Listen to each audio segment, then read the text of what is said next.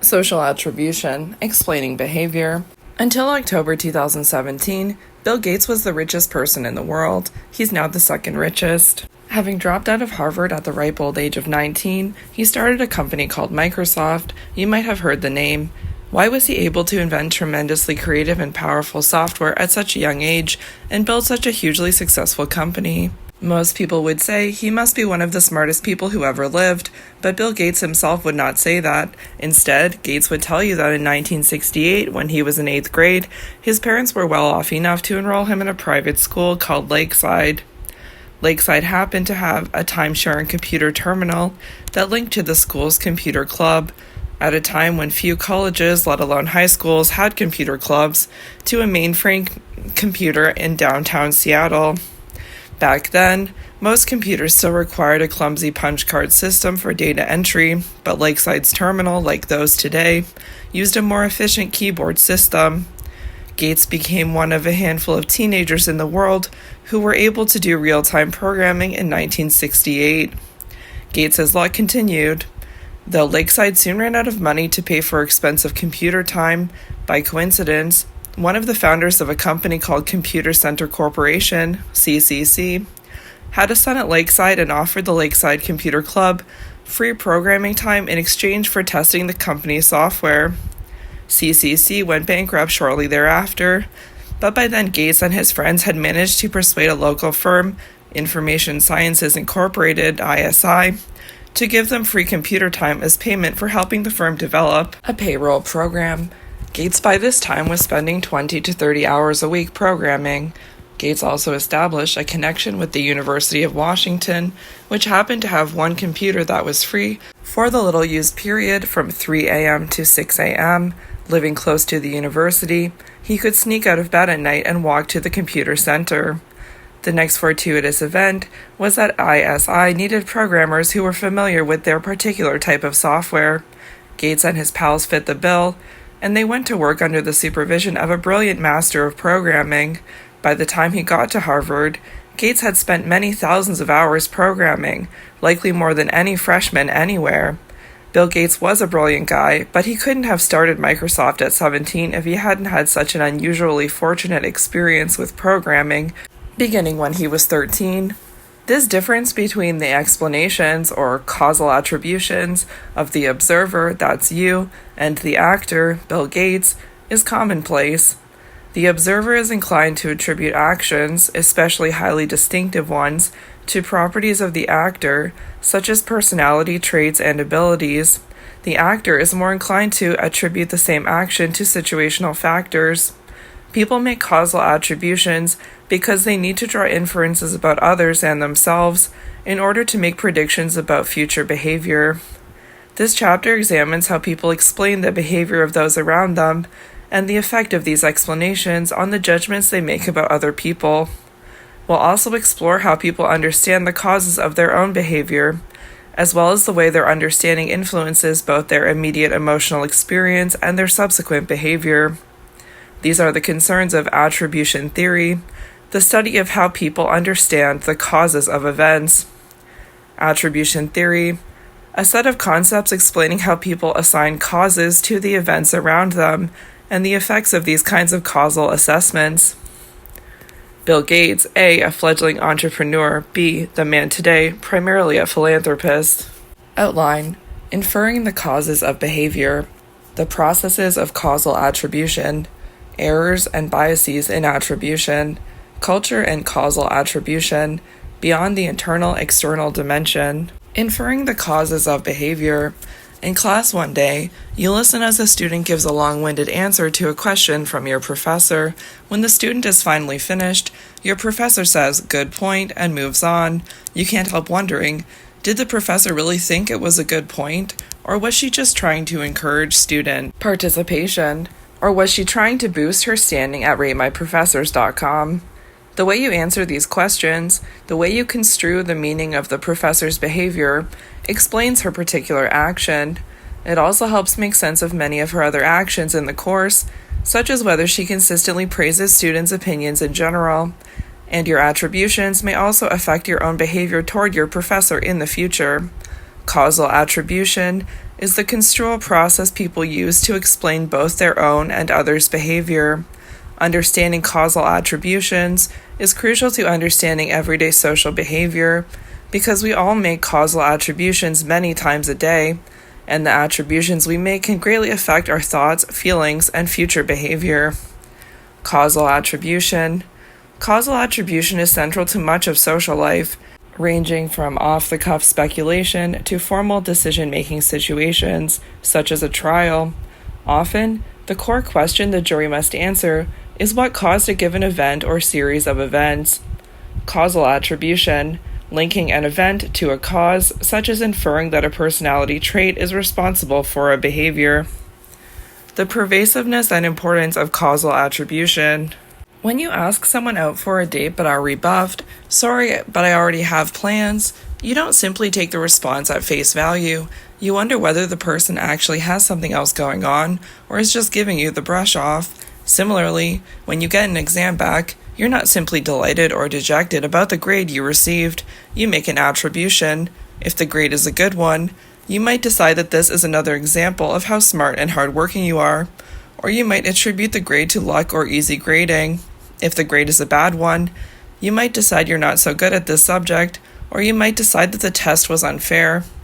Concluding that someone won't go out with you because she's busy leads to an entirely different set of emotional reactions than concluding that she finds you unappealing, and attributing a bad grade on an exam to a lack of ability leads to unhappiness and withdrawal, whereas attributing failure to a lack of effort often leads to more vigorous attempts to study harder and more effectively in the future. Indeed, systematic research on causal attribution has shown that people's explanations have tremendous consequences in a number of areas, including health and education. Explanatory style and attribution. Social and personality psychologists have examined the impact of attributions on academic and professional success by relating a person's explanatory style to long-term performance. Explanatory style refers to a person's habitual way of explaining events, and it's assessed along 3 dimensions: internal, external, stable, unstable, and global, specific. To assess explanatory style, researchers ask participants to imagine 6 different good events that might happen to them. You do a project that is highly praised, and 6 bad events. You meet a friend who acts hostilely toward you, and to provide a likely cause for each, 1987. The participants then say whether each cause, 1, is due to something about them or something about other people or circumstances, internal, external. 2, will be present again in the future or not, stable, unstable. And 3, is something that influences other areas of their lives or just this one, global, specific. An explanation that mentions an internal cause implicates the self, there I go again, but an external cause does not. That was the pickiest set of questions I've ever seen. A stable cause implies that things will never change. I'm just not good at this. Whereas an unstable cause implies that things may improve. The cold medicine I was taking made me groggy. Finally, a global cause is something that affects many areas of life. I'm stupid. While a specific cause applies to only a few. I'm not good with names. Researchers typically combine the 3 dimensions of internal or external, stable or unstable, and global or specific to form an overall explanatory style index, which is then correlated with an outcome of interest, such as students' GPAs. A tendency to explain negative events in terms of internal, stable, and global causes is considered a pessimistic explanatory style, and it's related to a variety of undesirable life outcomes. For example, students with a pessimistic explanatory style tend to get lower grades than those with a more optimistic style, 1987. Explanatory style has also been shown to relate to people's physical health. A person's explanatory style as a young adult has been found to predict physical health later in life, 2000. The study in question took advantage of the fact that members of Harvard's graduating classes from 1942 to 1944 took part in a longitudinal study that required them to complete a questionnaire every year and submit medical records of periodic physical examinations. Using the medical records, judges scored each person's physical health on a 5-point scale, where 1 means the person was in good health and 5 means the person was deceased. This was done for all participants when they reached the ages of 25, 30, 35, and so on. The physical health of the men at each of these ages was then correlated with their explanatory style as young men, which was assessed by having judges score the descriptions they gave in 1946 of their most difficult experiences during World War II. Optimistic explanatory style during young adulthood was a significant predictor of good physical health in later life. The optimistic tendency to make external, unstable, and specific attributions for failure presumably makes us less prone to despair and encourages more of a can-do outlook that promotes such behaviors as exercising regularly and visiting the doctor, behaviors that can lead to a longer, healthier life. Box 5.1. Box 5.1, focus on well-being, the sunny side of the street. Buoyed by the finding that optimism predicts better health decades later, other investigators have asked whether prompting people to practice optimism can lead to increased happiness. 2014. In this intervention-oriented work, researchers translate abstract concepts such as optimism into everyday practices. In one study, for example, participants in an optimism-enhancing condition wrote about what their best possible future life would look like if everything were going well in their personal and professional lives. 2011. This act of practicing optimism led Western European college students to report greater happiness 1 month later. Although this practice, it should be noted, had no effect on East Asian students. In related work, participants were asked to identify signature strengths they possess, for example, having courage, a strong sense of justice, and apply that strength to their daily lives during the ensuing week. In another condition, participants were asked each day to think about 3 good things in their lives. Thinking about a signature strength and reminding oneself of the good things in life each day are close cousins of developing an optimistic view of the future. These practices, compared to a control condition in which participants journaled each day for a week about their past, led to increased happiness and reduced depression over a period of 6 months. 3 good things in my life. Jot these 3 things down. You'll be glad you did. Explanatory style. A person's habitual way of explaining events, typically assessed along 3 dimensions: internal or external, stable or unstable, and global or specific. A pessimist sees the difficulty in every opportunity. An optimist sees the opportunity in every difficulty. Sir Winston Churchill. Explanatory style and academic success. How people explain their academic successes and failures. I'm not good at this versus the questions were picky has implications for students' long-term success in school. Attributions about controllability. Other researchers, led by Bernard Wiener and Craig Anderson, have also shown that people's attributional style has a powerful effect on long-term outcomes. These investigators emphasize whether an attribution implies that a given outcome is controllable. For example, attributions for failure that imply controllability, a lack of effort, or a poor strategy make it easier to persevere because we can always try harder or try a new strategy. If we view outcomes as beyond our control, on the other hand, it's tempting to simply give up. Indeed, it may often seem rational to do so. Research inspired by this framework has shown that people can be trained to adopt more productive attributional tendencies for academic outcomes, in particular, an inclination to attribute failure to a lack of effort, and that doing so has beneficial effects on subsequent academic performance. The effects are both substantial and touching. Blackwell, Trzynowski, and Dweck, 2007, report tough junior high school boys crying when made to realize that their grades were mainly due to a lack of effort rather than a lack of brains, making people believe that they can exert control over events that they formerly believed to be beyond their control, restores hope, and unleashes the kind of productive energy that makes future success more likely. Productive attributional style. Franklin Delano Roosevelt was elected U.S. president for 4 terms. FDR's optimistic attributional style undoubtedly contributed to his being one of the most successful political figures in U.S. history, despite having a severe physical handicap. Gender and attributional style. Such training programs might be put to good use in undoing some inadvertent attributional training that occurs in elementary school classrooms and that may give rise to a troubling gender difference in attributional style. Research shows that boys are more likely than girls to attribute their failures to lack of effort, and girls are more likely than boys to attribute their failures to lack of ability. 1986. Carol Dweck and her colleagues have found that this difference results in part from teachers' feedback patterns in 4th grade and 5th grade classrooms. 1976.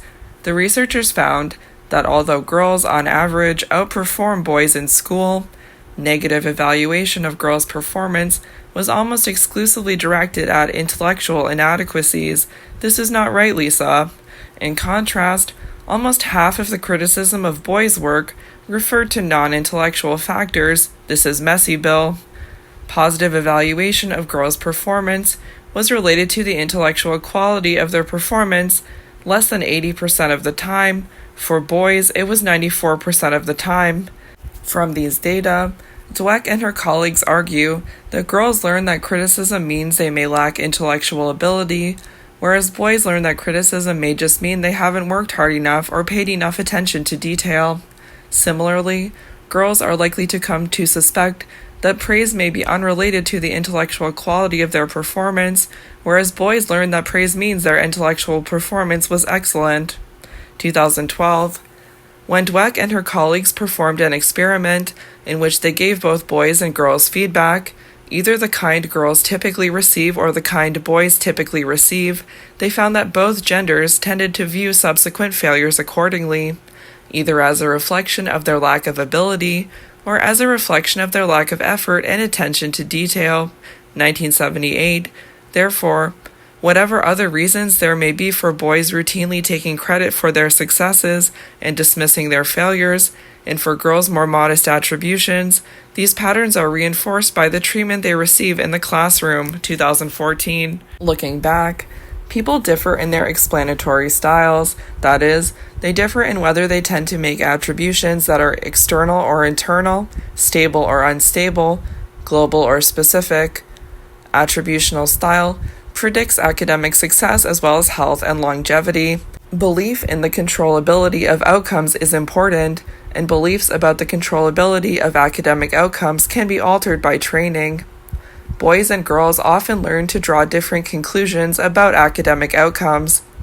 Boys receive feedback indicating that success is due to ability and failure is due to insufficient effort or to incidental factors, whereas girls receive feedback indicating the reverse. The processes of causal attribution. Does she really like me, or is she just pretending she does because she's after my best friend? Does that salesman really believe the turbo boost is essential to performance, or is he just saying that to get a bigger commission? Is that guy really that selfish, or is he just under a lot of pressure? These types of questions run through our heads every day. How we answer them, how we assess the causes of observed or reported behavior, is not capricious. Rather, our assessments follow predictable patterns that serve several purposes. They help us understand the past, illuminate the present, and predict the future.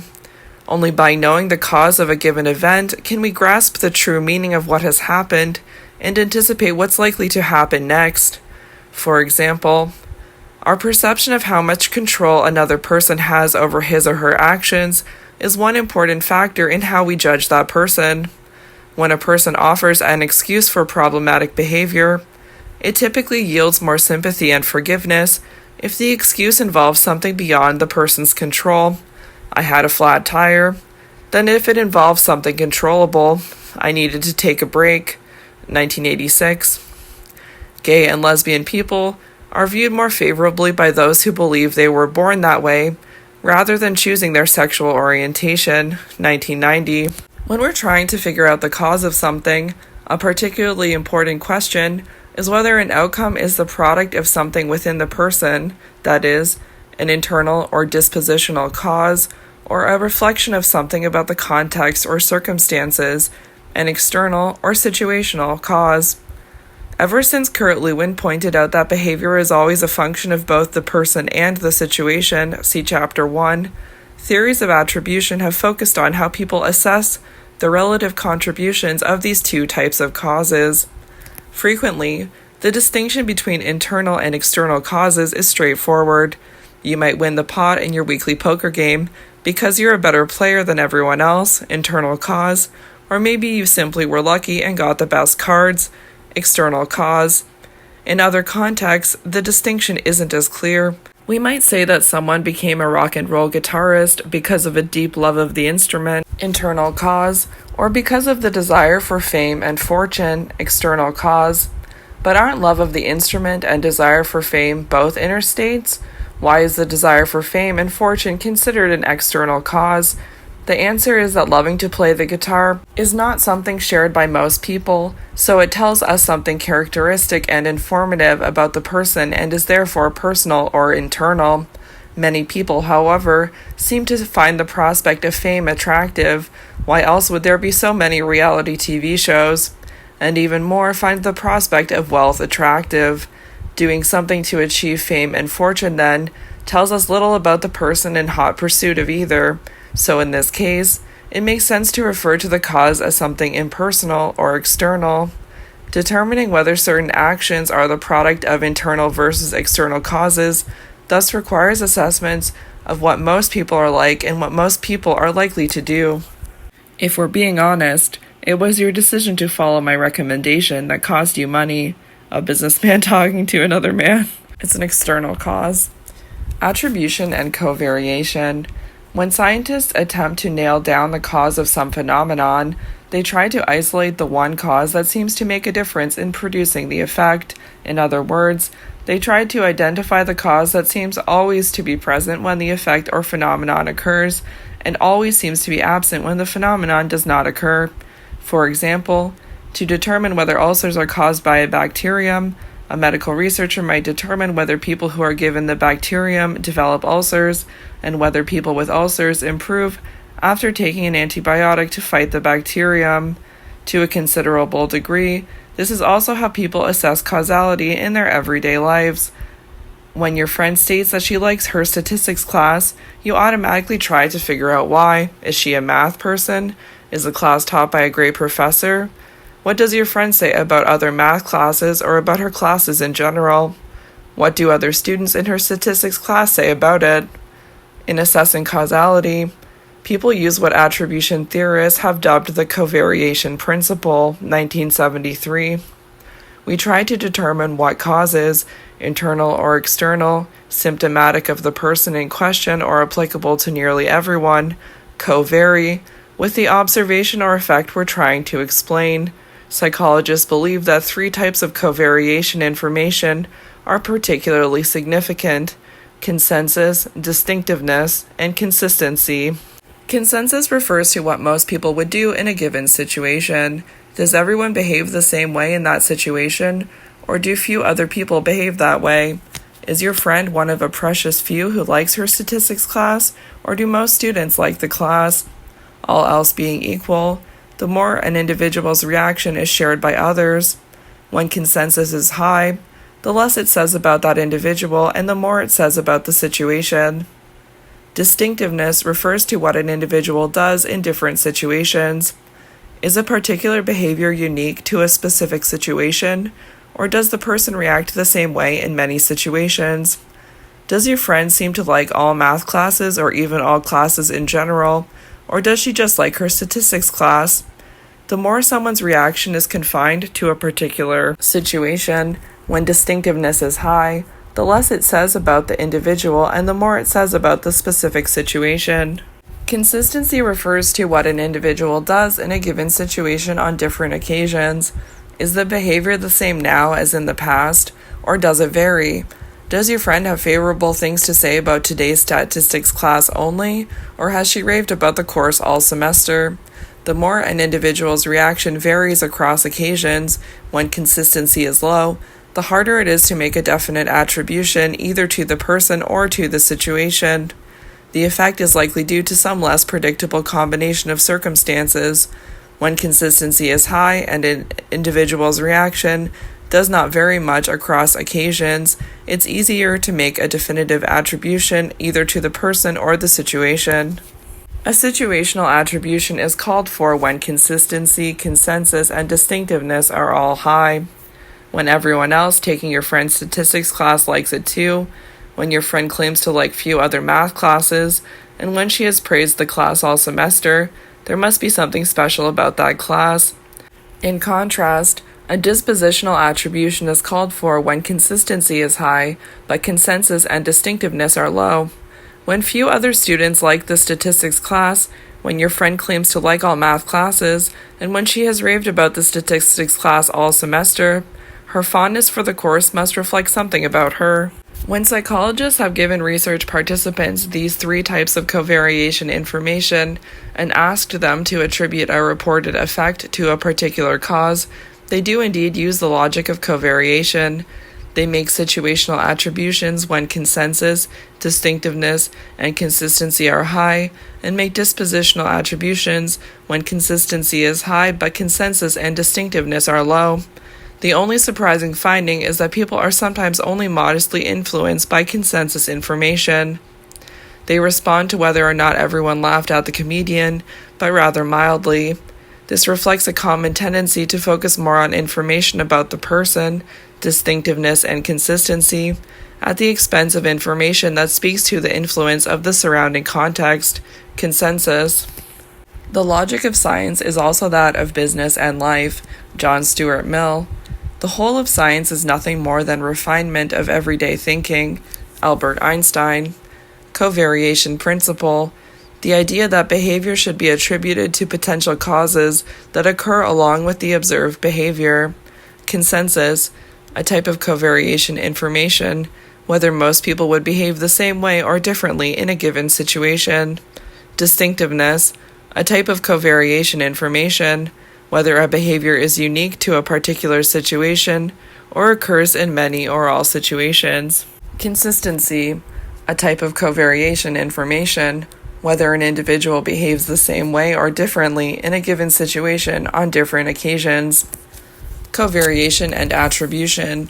If your roommate laughs at Ali Wong but doesn't laugh at many other comedians on TV, high distinctiveness, and if most people you know laugh at Ali Wong, high consensus, and if both your roommate and most other people you know almost always laugh at an Ali Wong performance, high consistency, you're going to think your roommate laughs at Ali Wong because of the situation, namely, because it's an Ali Wong performance. If your roommate laughs at pretty much every comic on the tube, low distinctiveness, every time he sees one, high consistency, and of course, you know that's not true of everyone you know, low consensus, you're going to think that your roommate laughs at any comedian because he's a pushover for comedians. In other words, he has a disposition to like comedians. Discounting, augmentation, and counterfactual thinking. The judgments people make aren't always based on what's actually happened. Sometimes they are based on what people imagine would happen under different situations or if a different individual were involved. For example, in considering the high rates of obedience in Milgram's experiment, see chapters 1 and 9, you might try to imagine what you would do if you were a participant. You might find it difficult to imagine administering so much electric shock to the victim, the learner. In other words, you might believe that a change in the participant, in particular if you were the participant, would lead to a change in the outcome. Hence, you would conclude that it must have been the person, or rather the people who delivered so much shock, not the situation, that was responsible for the behavior. The discounting and augmentation principles. Sometimes the information available to us suggests that there could be multiple causes responsible for a given behavior. A young man interviews for a job and seems quite personable. Did he seem personable because that's the way he really is, or because he was just putting on a good face for the interview? In circumstances like these, the discounting principle says that our confidence that a particular cause is responsible for a given outcome will be reduced, discounted, if there are other plausible causes that might have produced the same outcome, 1973. Either a sunny disposition or the desire to land a job is sufficient to make someone act personably in an interview. By pure logic, then, we can't make a confident attribution. but we supplement the pure logic with our knowledge of what people are like. That knowledge tells us that nearly everyone would act in a personable manner to get the job offer, so we can't be confident that the applicant's disposition is all that sunny. We thus discount the possibility that what we've seen, our personable demeanor, tells us something about the person involved, he's personable, because we imagine that nearly everyone would act similarly in that context. Discounting principle.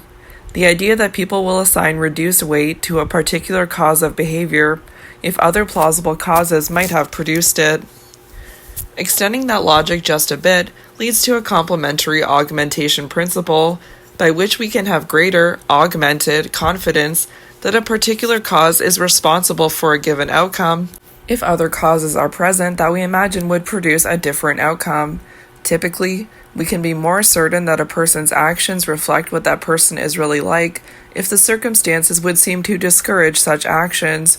If someone advocates a position despite being threatened with torture for doing so, we can safely conclude that the person truly believes in that position. Augmentation principle. The idea that people will assign greater weight to a particular cause of behavior if other causes are present that normally would produce a different outcome.